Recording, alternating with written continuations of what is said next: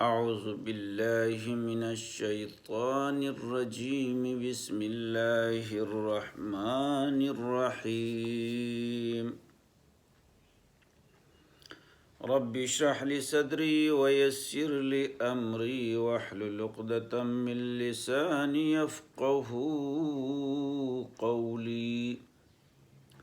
محترم سامعین و ناظرین، آج درس قرآن حکیم کے سلسلے میں سورہ زمر کی آیات نمبر 64 سے شروع کریں گے۔ جتنا ہو سکے آپ کے خدمت میں پیش کرنے کی سعادت حاصل کر لیں گے۔ آئیے آیات نمبر 64 کی تلاوت ترجمہ۔ قل افغیر اللہ تأمرونی اعبد ایہا الجاہلون۔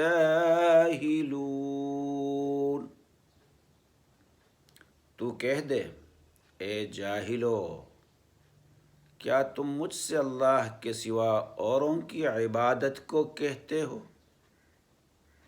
ایک بار ترجمہ پھر سن لیجئے۔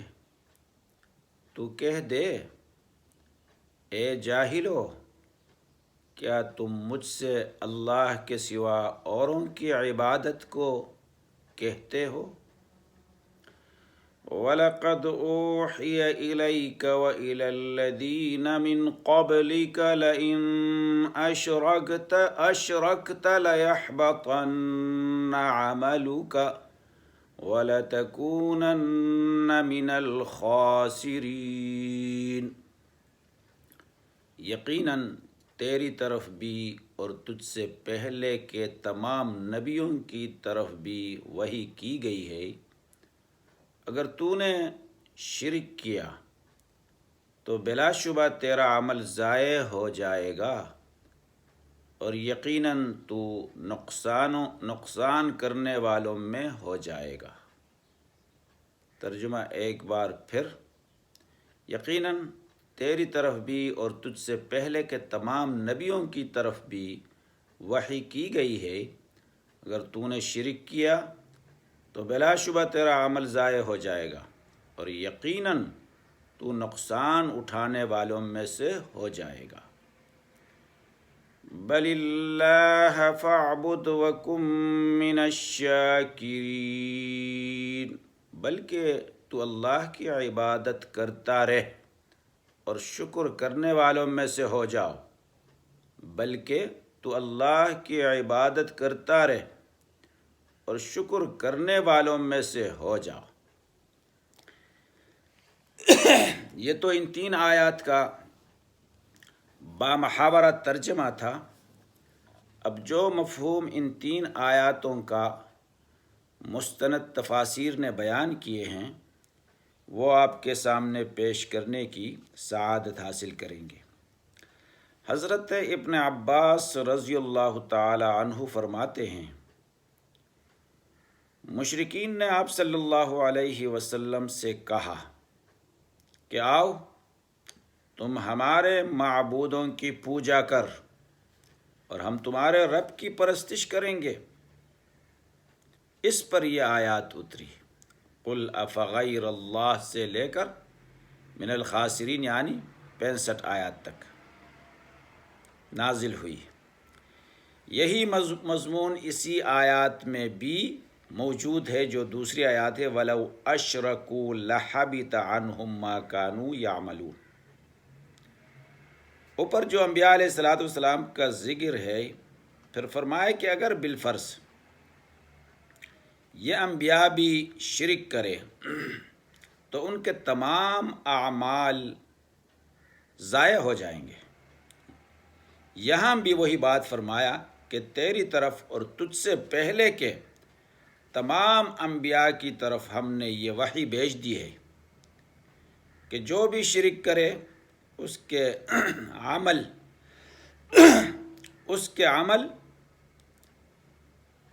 بالکل ضائع ہو جائیں گے، وہ نقصان یافتہ اور زیانکار ہو جائے گا۔ پس تجھے چاہیے کہ تو خلوص دل کے ساتھ وحدہ لا شریک کی عبادت میں لگا رہے اور اس کا شکر گزار بن جا، تو بھی اور تیرے ماننے والے مسلمان بھی۔ یہ تو ان 3 آیاتوں کا مفہوم مفسرین نے بیان کیے ہیں۔ اب اگلا آیات دیکھ لیجئے، آیات نمبر 67۔ وما قدر اللہ حق قدرہ والارض جميعا قبضته یوم القیامۃ والسماوات مطویات بیمینہ سبحانہ وتعالی عما یشرکون۔ ان لوگوں نے جیسی عظمت اللہ تعالیٰ کی کرنی چاہیے تھی نہیں کی۔ ساری زمین قیامت کے دن اس کی مٹھی میں ہوگی اور تمام آسمان اس کے دھانے ہاتھ میں لپٹے ہوئے ہوں گے۔ وہ پاک اور برتر ہے ہر اس چیز سے جس سے لوگ اس کا شریک بنائے۔ آیات کا ترجمہ ایک بار پھر سن لیجئے۔ ان لوگوں نے جیسی عظمت اللہ تعالیٰ کی کرنی چاہیے تھی نہیں کی۔ ساری زمین قیامت کے دن اس کی مٹھی میں ہوگی اور تمام آسمان اس کے دانے ہاتھ میں لپٹے ہوئے ہوں گے۔ وہ پاک اور برتر ہے ہر اس چیز سے جس سے لوگ اس کا شریک بنائے۔ یہ تو آیات نمبر 67 کا بامحاورہ ترجمہ۔ اب اس کے بارے میں مستند تفاسیر کے اندر جو کچھ بیان کیا گیا ہے اس کا خلاصہ سن لیجیے۔ مشرکین نے اللہ کا مقام نہیں سمجھا۔ مشرکین نے اللہ تعالیٰ کی قدر اور عظمت نہیں جانی، اسی وجہ سے اس کے ساتھ دوسروں کو شریک کرنے لگے۔ اس سے بڑھ کر عزت والا، اس سے زیادہ بادشاہت والا، اس سے بڑھ کر غلبہ اور قدرت والا کوئی نہیں، نہ کوئی اس کا ہمسر اور برابری کرنے والا ہے۔ یہ آیات کفار قریش کے بارے میں نازل ہوئی ہے۔ انہیں اگر قدر ہوتی تو اس کی باتوں کو غلط نہ جانتے، اللہ کی باتوں کو۔ جو شخص اللہ تعالیٰ کو ہر چیز پر قادر مانے وہ ہے جس نے اللہ کی عظمت کی، اور جس کا عقیدہ یہ نہ ہو وہ اللہ تعالیٰ کی قدر کرنے والا نہیں۔ اس آیات کے متعلق بہت سی احادیث آئی ہیں۔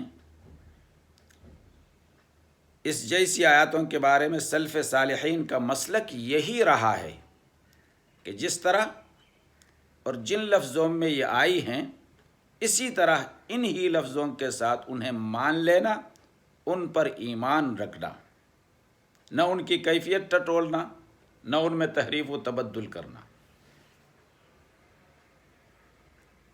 صحیح بخاری میں اس آیات کی تفسیر میں ہے کہ یہودیوں کا ایک بہت بڑا عالم رسول اللہ صلی اللہ علیہ وسلم کے پاس آیا اور کہنے لگا کہ ہم یہ لکھ پاتے ہیں، یعنی لکھا ہوا پاتے ہیں کہ اللہ عز و جل 7 آسمانوں کو ایک انگلی پر رکھے گا اور سب زمینوں کو ایک انگلی پر رکھ لے گا اور درختوں کو ایک انگلی پر رکھ لے گا اور پانی مٹی کو ایک انگلی پر اور باقی تمام مخلوق کو ایک انگلی پر رکھ لے گا۔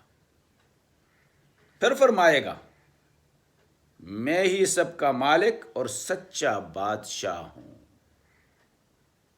حضور صلی اللہ علیہ وسلم یہ باتیں سننے کے بعد اس کی بات کی سچائی پر ہنس پڑے، یہاں تک کہ آپ کے مسوڑے ظاہر ہو گئے۔ پھر آپ نے فرمایا، اسی آیات کی تلاوت کی، وما قدر اللہ حق قدری والارض جميعا قبضته یوم القیامہ والسماوات مطویات بیمینہ سبحانہ وتعالی عما یشرکون۔ مسند کی حدیث میں بھی اسی کے قریب ایک روایت ہے، اس میں ہے کہ آپ ہانسے، اللہ تعالیٰ نے یہ آیات اتاری ہانسنے کے بعد۔ ایک اور روایت میں ہے کہ وہ اپنی انگلیوں پر بتاتا جاتا تھا، پہلے اس نے کلمے کی انگلی دکھا دی تھی، اس روایت میں 4 انگلیوں کا ذکر ہے۔ صحیح بخاری میں یہ بات موجود ہے کہ اللہ تعالیٰ زمین کو قبضہ کر لے گا اور آسمان کو اپنی دھانی مٹھی میں لے لے گا، پھر فرمائے گا میں ہوں بادشاہ۔ کہاں ہے زمین کے بادشاہ؟ این ملوک الارض یا این سلاطین الارض؟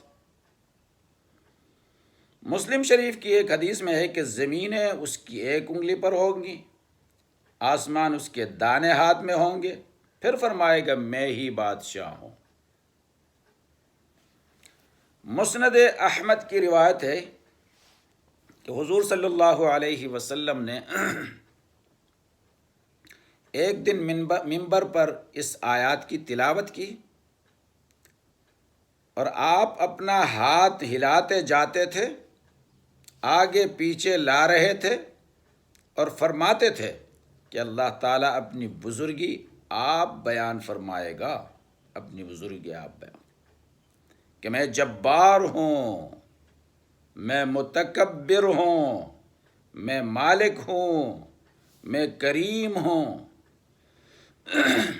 آپ اس کے بیان کے وقت اتنا ہل رہے تھے کہ ہمیں ڈر لگنے لگا کہ کہیں منبر آپ سمیت گر نہ پڑے۔ ایک اور روایت میں ہے کہ حضرت ابن عمر رضی اللہ تعالیٰ عنہ نے اس کی پوری کیفیت دکھا دی کہ کس طرح حضور صلی اللہ علیہ وسلم نے اس سے بیان کیا تھا کہ اللہ تبارک و تعالیٰ آسمانوں زمینوں کو اپنے ہاتھ میں لے لے گا اور فرمائے گا میں بادشاہ ہوں، اپنے انگلیوں کو کبھی کھولے گا کبھی بند کرے گا۔ آپ اس وقت ہل رہے تھے، یہاں تک کہ حضور صلی اللہ علیہ وسلم کے ہلنے سے سارا منبر ہلنے لگا۔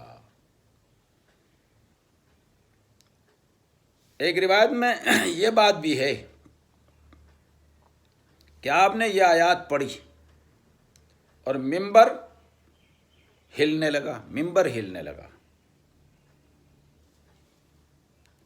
معجم کبیر طبرانی کی ایک حدیث جس کے بارے میں تو رجال حدیث کہتے ہیں کہ یہ غریب حدیث ہے، کہ حضور صلی اللہ علیہ وسلم نے اپنے صحابہ کی ایک جماعت سے فرمایا میں آج تمہیں سورہ زمر کی آخری آیتیں سناؤں گا، جس سے ان سے رونا آ گیا، یعنی جس صحابی کو، جس سننے والے کو، وہ جنتی ہو گیا۔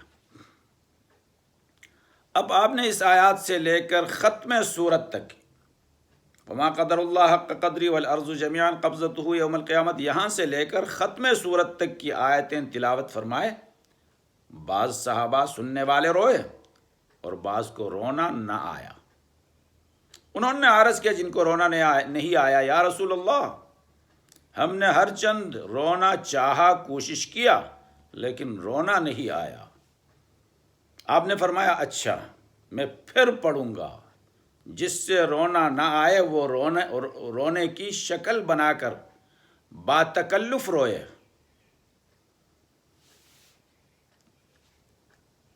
اللہ تعالیٰ ایک جگہ یہ ہے کہ اللہ تعالیٰ فرماتا ہے میں نے 3 چیزیں اپنے بندوں سے چھپا لی ہیں، اگر وہ انہیں دیکھ لیتے تو کوئی شخص کبھی کوئی برائی نہ کرتا۔ ان میں سے پہلی چیز، اگر میں پردہ ہٹا دیتا وہ مجھے دیکھ کر خوب یقین کر لیتے اور معلوم کر لیتے کہ میں اپنی مخلوق سے کیا کچھ کرتا ہوں جب کہ ان کے پاس آؤں، اور آسمانوں کو اپنی مٹھی میں لے لوں، پھر زمین کو اپنی مٹھی میں لے لوں، پھر کہوں میں بادشاہ ہوں، میرے سوا کوئی مالک نہیں، یا میرے سوا کون مالک ہے، ایک یہ بات چھپا رکھا ہے اللہ فرماتے میں نے۔ دوسری بات، پھر میں انہیں جنت دکھاؤں، اس میں جو بھلائیاں ہیں سب ان کے سامنے کر دوں، اور وہ یقین کے ساتھ خوب اچھی طرح دیکھ لے تو دنیا میں کوئی بدی نہیں کر سکتا ہے، یہ چھپا کر رکھا ہوں۔ تیسری بات، اور میں انہیں جہنم دکھاؤں، اس کے عذابوں کا معائنہ کرا دوں یہاں تک کہ انہیں یقین آ جائے، لیکن میں نے یہ چیزیں قصداً ان سے پوشیدہ کر رکھی ہیں تاکہ میں جان لوں کہ وہ مجھے کس طرح جانتے ہیں، میری کس طرح اطاعت کرتے ہیں، کیونکہ میں نے یہ سب باتیں بیان کر دی ہیں قرآن کے اندر، احادیث کے اندر، لیکن چھپے ہوئے چیزیں ہیں، ان کے نظروں کے سامنے نہیں آئی ہے۔ یہ کچھ مفہوم مختلف احادیث کی روشنی میں اس آیات کے کیے گئے ہیں۔ اللہ تبارک و تعالیٰ قرآن مجید کی تعلیمات پر عمل کی توفیق عطا فرمائے۔ وما علینا الا البلاغ۔